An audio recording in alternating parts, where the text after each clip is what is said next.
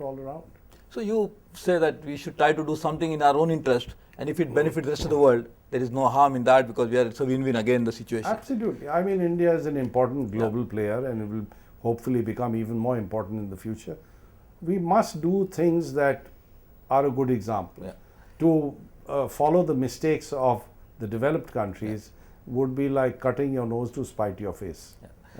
But Pachauri, earlier you were saying that we need innovative mechanisms to tackle this problem, and you mentioned market mechanism, in which market can motivate and incentivize new activities, new research and development.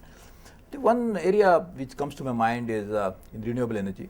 Do you think it is possible that the rest of the world, particularly the developed world like Germany, US, Japan, they have done a lot of research and development, whereas countries like India are still laggards in that?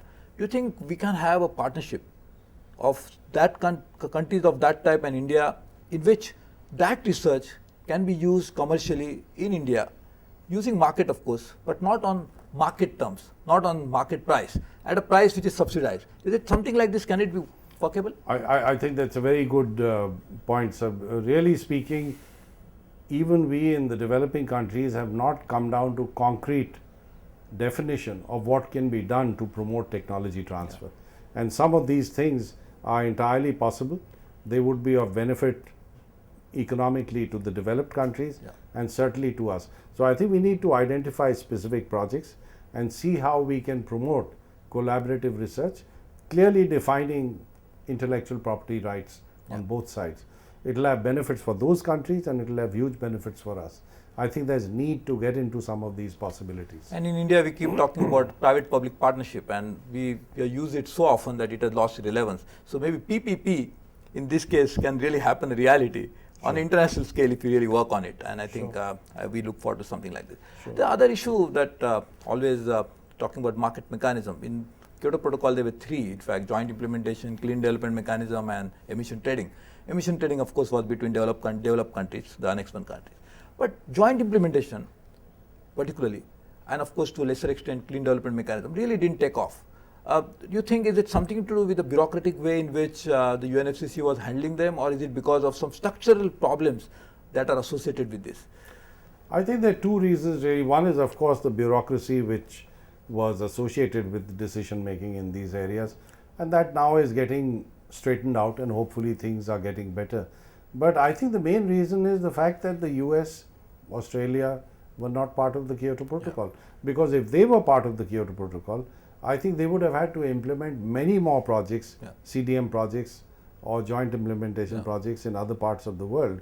And therefore the size of this pie would have been much larger. And therefore the price on carbon would also have risen, which would have provided a much bigger incentive to implement some of these projects. So I hope in the second commitment period of the Kyoto Protocol, this gap that you see will get filled up, and perhaps you'll have much more attractive projects and much larger projects being implemented.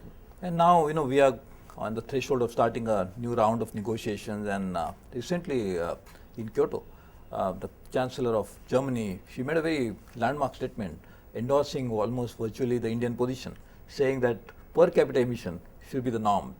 Of course, there's a view in the rest of the world that India's population is growing so much that if you put per capita, you're putting premium on population increase. So, but this is a very welcome statement in my opinion. What do you think about it? Oh, I think I would salute her for having made that statement, because by taking that position, she has certainly opened the possibility of a dialogue, and a healthy dialogue with the developing countries. So I think that's a very bold, forward-looking initiative that she has taken, and I think we can build on that. And I hope she'll continue to be active in global negotiations on climate change, because she can certainly influence other developed countries. And she's also the chair of G8 and European Union at this present moment. So her statement attached is more important. So I think hopefully we should try to move forward. But Pachauri, you have spent almost all your life in these twin sectors, energy and environment. And probably you are now recognized worldwide as an authority on the subject. Now, having spent all your life, when you look back, do you think has the world made some mistakes in terms of not following the right policies, and if they had done that, probably would not be reaching this stage today? Undoubtedly. I think there are a lot of vested interests, and we often do things more out of ignorance than knowledge. And that's why I think knowledge has an extremely important part to play in defining the future. This is where I feel very satisfied that at least the IPCC, which creates an assessment of climate change and brings all the available knowledge together, is gradually making some impact. In the past, I'm afraid we ignored those who told us something that was We not didn't have very institutions popular. of that type. But Very true. And also, I think there were a lot of vested interests. That's If you take the case of Rachel Carson, I mean, she was a lady ahead of her time. She said things which were very unpopular, and she was just shouted down literally. But she had the courage to keep saying the right things, and now we realize the benefit of what she said. And there were lobbies were trying to always run down the scientific evidence that was coming out to prove that climate was changing. And there was now there in fact some US corporations were funding those. Absolutely. And now in fact we are trying to find out how they'll be stopping. Absolutely. But I'm very happy that you are leading this movement.